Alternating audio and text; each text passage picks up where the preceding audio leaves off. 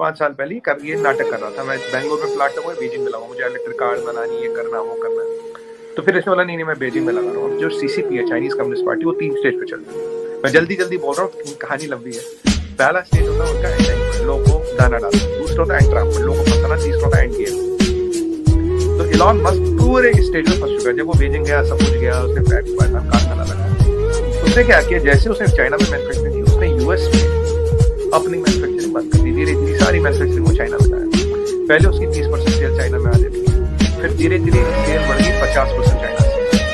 तो Chinese communist party ने क्या किया, इसका पेज टाइट कर दिया। बोला तुम्हारी गाड़ी में ऑटो पायलट में दिक्कत है, बैठ प्रॉब्लम, कुछ प्रॉब्लम यूरोप और यूएस में नहीं आएगी। सेल्स की 18,000 यूनिट, फिर आरबी की सेल्स गई करीब 34,000 यूनिट, फिर गई 54,000। जैसे ही करीब इसको 50% पे जो सेल चाइना से रोका गया, इसका सबसे बड़ा मार्केट निकल गया। Elon Musk lost more than 30% of his net worth. ये लास्ट ईयर Q1 Q2 की बात है, Q1 Q2 2021। और तभी जब इसका पूरा टाइट खेल गया तो ये फंस चुका था, ये चाइना की पॉलिसी में फंस चुका था। तभी ये सीसीपी के कसीरे गाने लगा, सीसीपी की तारीफें करने लगा, चाइनीज युवा को सपोर्ट करने लगा, क्रिप्टो करेंसी को सपोर्ट करने लगा। हमारी नजर तो ये ऐसा क्यों कर रहा है। उसी दौरान इससे ट्विटर पे लड़ाई शुरू इसने की। आदमी ये कहता है कि मैं इंडिया में मैन्युफैक्चरिंग करना चाहता हूँ और ये मोदी जी ने मुझे यहाँ परमिशन नहीं दी। और ये जो हमारे नॉन बीजेपी होल्ड स्टेट से एकदम कूद गए, आप हमारे जैसे वो भूल जाते कि वो स्टेट इंडिया में ही, मुझे लगता है वो दूसरी कंट्री है। तो मैंने सोचा यार अगर इसको काम करना तो मंत्री जी से मिले, निर्मला जी से मिले, ये ट्विटर पे क्या किया लिखते हैं, तो सोचना पड़ेगा इस पे। हमारे नेशनल टीवी पे इस पे डिबेट की प्राइम टाइम पे मैं भी था, 2-4 इधर उधर के भी थे, सीपीएम सपोर्टर वगैरह ये सब। और सबसे बड़ा सपोर्ट इसको कौन कहा था, ममता दीदी, जिन्होंने नैनो का कारखाना बंद करवाया। नैनो की एक ही कार दुनिया में फेल हुई है, टाटा की नैनो, और उसका पूरा क्रेडिट ममता दीदी को जाता है। दुकान बंद करा दी वहां से। अब ये क्या कह रहा था, मैं आपको गेम प्लान समझाता हूँ। और ये 2021 की बात है। मैंने इस पर आर्टिकल भी लिखा, आरजू जी मैं आपको भेज दूंगा, आर्टिकल के नीचे डिस्क्रिप्शन में आएगा, कोई चाहे तो पढ़े पूरे डेटा। अब हुआ क्या कि 2021 में इन्होंने आरजू जी क्या किया, ये कहता था मैं चाइना में गाड़ी बनाऊंगा पूरी और इंडिया में लाऊंगा, तुम मेरे इम्पोर्ट ड्यूटी हटा दो। मैंने कहा भाई तेरे इम्पोर्ट ड्यूटी क्यों हटाया, अगर आप बाहर से गाड़ी लाते 125% क्योंकि हम कहते हैं यहाँ ये बनाइए, लेकिन नहीं, बाकी दुनिया की हर छोटा बड़ा मैन्युफैक्चरिंग इंडिया में बना रहा, तू क्यों लाएगा। कहता तुम्हें ईवी चाहिए, हमने कहा तेरी ईवी नहीं चाहिए, बहुत पड़ी है हमारे पास। हम तो आज बायो इथेनॉल ब्लेंडिंग भी कर रहे हैं, हमारे पास बायोगैस पावर्ड भी है, सोलर भी है, ग्रीन हाइड्रोजन भी, सब अल्टरनेट एनर्जी के जितने सोर्सेज है इंडिया में आ रहे हैं। और टोयोटा ऑलरेडी गाड़ी ला चुका है जो हाइब्रिड इंजन पे चल रही है, इथेनॉल या पेट्रोल दोनों में से किसी वजह से। तो इसका गेम प्लान क्या था, ये चाहता था कि हम इसको ड्यूटी एग्जम्पशन दें। अब ड्यूटी एग्जम्पशन देते बाकी भी वहां से हमें भी तो कोई वियतनाम में बनाना, कोई थाईलैंड में बनाना, इंडिया में क्यों बनाना। अच्छा नहीं देते तो कोई भी कोर्ट में चला जाता, ड्यूटी एग्जम्पशन देता, तो इसको लिए हम भी देते, because Indian system is based on natural justice. ठीक है। अब क्या करता है, जैसे ही आप ये गाड़ी यहाँ इसके हाथ में जब एक टैक्स 20% मार्केट गिरा देता, प्राइस गिरा देता, किसी भी लैब लाइन इससे पैसे देगी, मार्केट गिरा देता। इंडियन मैन्युफैक्चरिंग जो है ऑटोमोबाइल की मैडम 7.5% जीडीपी को कंट्रोल करता है। ऑर्गेनाइज सेक्टर में सबसे बड़ी मैन्युफैक्चरिंग इंडियन कार्स की 7.5% जीडीपी को कंट्रोल करता है और मिलियंस ऑफ जॉब्स देता है। और इसका CAGR केवल 8-10% है, which is very very high. तो तरीका था कि रोड तो नितिन गडकरी जी बनाएंगे, पैसे मोदी जी दे देंगे, निर्मला जी खजाने में दे देंगे, पर गाड़ी चाइना से आएगी। इंडिया की ईवीज की डिपेंडेंस चाइना पे करना है।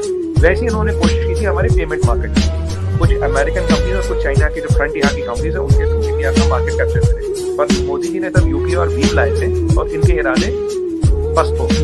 अब यही काम करना था। तो नदी में जब डिबेट में गया तो मैं पूरा तैयार हो गया, मैंने सारा डाटा देखा और मैंने नेशनल टीवी पे बताया। और देखिए इलॉन मस्क के खिलाफ बोलना कोई आसान काम नहीं, दुनिया में सबसे रिचेस्ट आदमी, पर हमें कोई चिंता है यहाँ देश की बात आती है कोई भी। और फिर मैंने ये आर्टिकल लिखा आरजू जी, इसमें सारी चीजें डिटेल आऊंगी। और मैंने ये आर्टिकल मोदी जी को, निर्मला जी को, HMO को और जितने भी लोग इम्पोर्टेंट है सबको टैग किया बाकायदा। और गार्डियन ने मेरा आर्टिकल यहाँ पर विदाउट एक लाइन उन्होंने एडिट किया। और हुआ क्या, वेरी प्राउड टू टेल, 10 या 12 दिन बाद इंडिया की पॉलिसी बोला यहाँ कोई ड्यूटी कम नहीं होगी। अगर तुझे यहाँ मैन्युफैक्चर करनी तुझे $1 बिलियन का शेयर पहले लोकली खरीदना पड़ेगा, so that we know your intention होगा। जैसे बोला मैं मुझे यहाँ दिया, हमने कहा भाई हमें तेरी जरूरत है, तुम्हें हमारी जरूरत है, वैसे टीवी मार्केट। तो तब से ये चाइना के रस्ते कश्य में फंस गया, मतलब चाइना से जहाँ चाहे वहाँ। अब इसी को यूज किया गया ट्विटर के एक्विजिशन के लिए। पहले जब इसको यूज किया था तो चाइना ने बोला मैं आपको बताऊँ, तब खबर यही थी कि JP मॉर्गन वगैरह बैंक पैसे दे रहा। मैडम बैंक लॉस की एंटिटी के तो पैसे नहीं देता, अब रहा वीसी, वेंचर कैपिटलिस्ट पैसे देगा।